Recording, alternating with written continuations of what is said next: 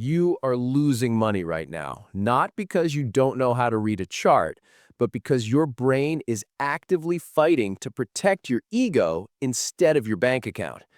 It starts with a feeling in your stomach that you refuse to acknowledge. You bought a stock at $50 because you did the research. You saw the pattern. You just knew that this company was the future. You told your friends about it. You maybe even posted about it online. You committed not just your capital, but your intelligence to this position. But then the price drops to $45. Now, in a purely logical world, you would look at that price action, reevaluate your thesis, and ask if the reasons you bought are still valid. But you don't live in a logical world. You live in a psychological one. So instead of looking at the $45 price tag as data, you look at it as an insult. You feel a sudden, sharp spike of mental discomfort. It's physically painful. That pain is the friction between two opposing realities held in your mind at the exact same time. Reality A is, I am a smart, competent trader who makes good decisions. Reality B is, this trade is losing money, which means I made a mistake. These two ideas cannot survive together. Your brain demands consistency. It hates the tension of holding two conflicting beliefs. This tension is what psychologists call cognitive dissonance. It is the single biggest destroyer of wealth in the stock market, more than high-frequency trading algorithms, more than market crashes, and more than unexpected earnings misses. It is the silent killer because it doesn't attack your portfolio directly. It attacks your ability to perceive reality. When that dissonance hits, when the pain of being wrong starts to throb, your brain goes into survival mode. But it's not trying to save your money. It's trying to save your self-image. It wants to resolve the tension, and it has two ways to do that. One way is to admit you were wrong, sell the stock, take the loss, and accept the pain. That's the hard way. That's the profitable way. But the brain prefers the path of least resistance, so it chooses the second option. It changes your perception of reality to make the mistake disappear. This is where you start to hallucinate. You look at that chart dropping to $45, and suddenly you aren't seeing a downtrend anymore, you're seeing a discount. You tell yourself that the market is wrong. You tell yourself that the big institutions are just shaking out the weak hands and that you are strong. You create a narrative that justifies holding on, not because the math supports it, but because your ego requires it. This is dangerous because it feels like thinking. It feels like analysis, but it's not analysis. It's rationalization. You are building a fortress of logic to protect a core of emotional fragility. Think of it like a smoker who knows cigarettes cause cancer. That knowledge creates dissonance. I am a smart person who wants to live conflicts with I am doing something that kills me. To fix the dissonance without quitting, the smoker says, well, my grandfather smoked until he was 90, or I only smoke when I drink. They invent a loophole to ease the mental tension. In the market, you do the exact same thing. You say, it's a long-term hold now. That is the most expensive sentence in the English language. I'm essentially an investor now. You weren't an investor 10 minutes ago when you bought it for a swing trade. You became an investor the moment the trade went against you. That shift isn't a strategy. It's a coping mechanism. You are rewriting the rules of the game while the game is being played just so you don't have to admit you lost a point. But the market doesn't care about your rules. The market is a relentlessly objective weighing machine. While you are busy constructing this elaborate mental defense system, your equity is melting away. The price goes to 40. Now the dissonance is screaming. The pain is worse. So what do? You double down. You seek out information that confirms you are right. You ignore the 10 analysts saying the company is failing, and you find the one guy on a forum with an anime profile picture who says this stock is going to the moon. You cling to that stranger's opinion like a life raft. This is confirmation bias, and it is the direct child of cognitive dissonance. You are actively filtering out reality to soothe your internal conflict. You become blind to very signals that could save you. This happens because, evolutionarily speaking, being wrong used to mean death. If you were wrong about where the predator was hiding, you didn't just lose 5% of your portfolio, you got eaten. So we evolved to be right. We evolved to defend our worldview because our worldview was our survival map. But in the modern financial markets, that survival instinct is a liability. The market is a place of probabilities, not certainties. There's no such thing as right or wrong in the way your ego understands it. There are only trades that work and trades that don't. But because you've attached your identity to the trade, a red number on the screen feels like a physical attack on your character. Therefore, the trader who suffers from cognitive dissonance, which is almost everyone at the beginning, ends up holding losing positions for weeks, months, or years. They turn a small, manageable loss into a catastrophic disaster. And the tragedy is they usually sell at the absolute bottom. Why? Because eventually the reality becomes so undeniable, the pain of the financial loss finally outweighs the pain of the ego loss. The dissonance snaps. You sell at $20, the relief is instant. You feel sick about the money, but the mental war is over. You no longer have to defend the undefendable. But by then, the damage is done. So, understanding that this is happening is the first step, but it's not the solution. You can't just tell yourself, don't be emotional. That's like telling someone, don't be hungry. It's a biological response. You have to build systems that bypass the dissonance entirely. You have to trick your brain into accepting reality before the ego has a chance to get involved. The first major fix is to separate your identity from the outcome of any single trade. You have to stop looking at a winning trade as I am smart and a losing trade as I am stupid. You need to view trading like a business owner views inventory. If a grocery store buys a crate of bananas and they go bad before they sell, the store manager doesn't have an existential crisis. They don't stare at the brown bananas and say, maybe they'll turn yellow again if I just believe hard enough. They throw them out. It's a cost of doing business. A loss in the stock market is just a business expense. It is the cost of buying information.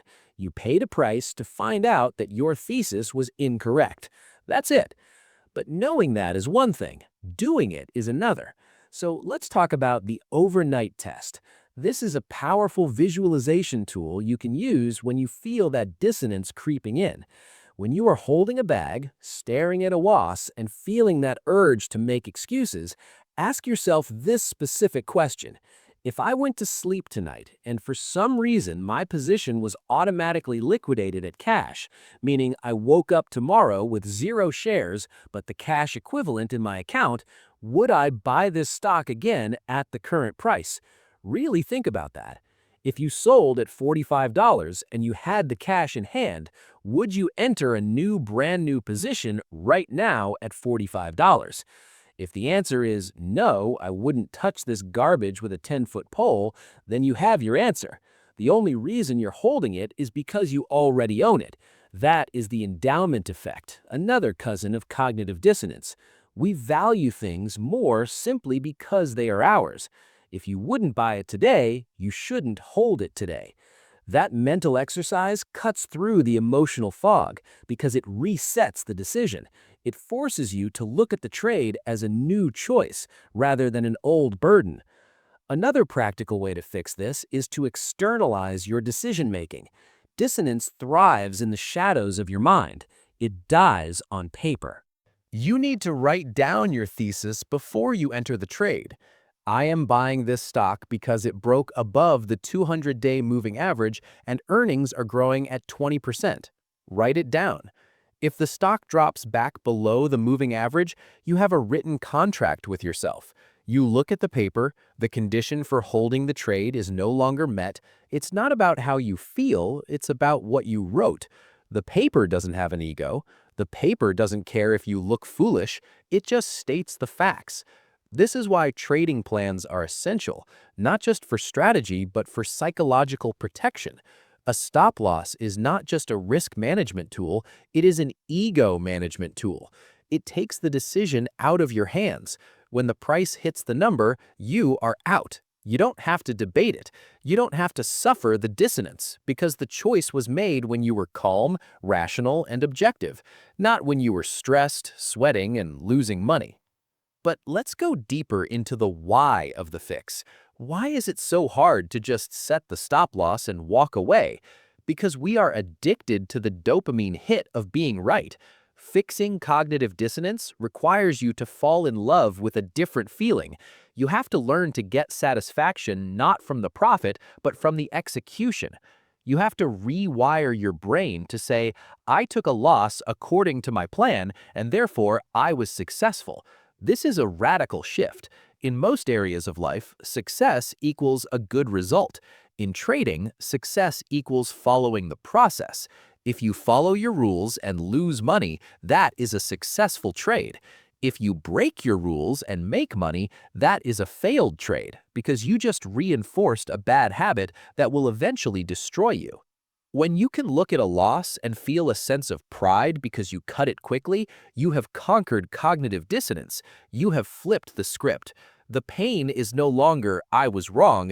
The pain is now associated with "I broke my rules." You use the dissonance to your advantage. You make it painful to hold a loser rather than painful to sell it. Consider the greatest investors and traders in history. Soros, Druckenmiller, Jones, they are famous for changing their minds on a dime. George Soros once said that his back would literally start hurting when his portfolio was out of alignment with reality. He used physical pain as a signal that he was suffering from cognitive dissonance, and his immediate reaction was to sell everything and clear his head. He didn't argue with the pain. He didn't try to rationalize it. He acted on it. These people don't have better crystal balls than you. They have better mental flexibility. They have zero loyalty to their past decisions. They wake up every morning as blank slates. They look at the market with fresh eyes, completely unburdened by the prices they paid yesterday. They understand that the market doesn't know what price you got in at. The stock doesn't know you own it. It has no obligation to recover your losses. So how do you practice this mental flexibility?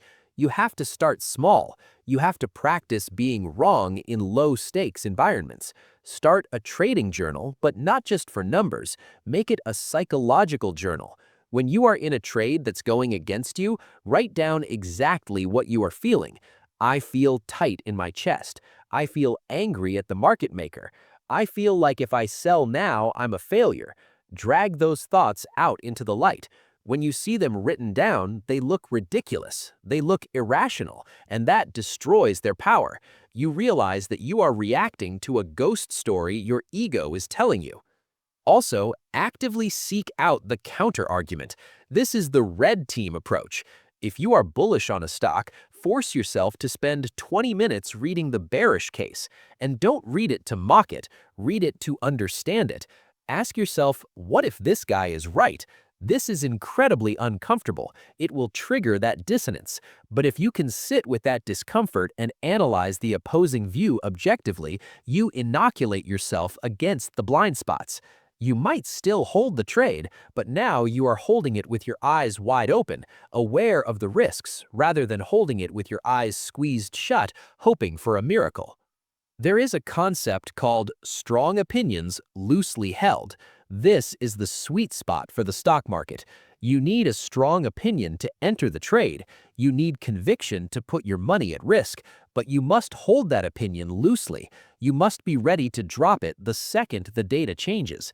The amateur holds weak opinions strongly.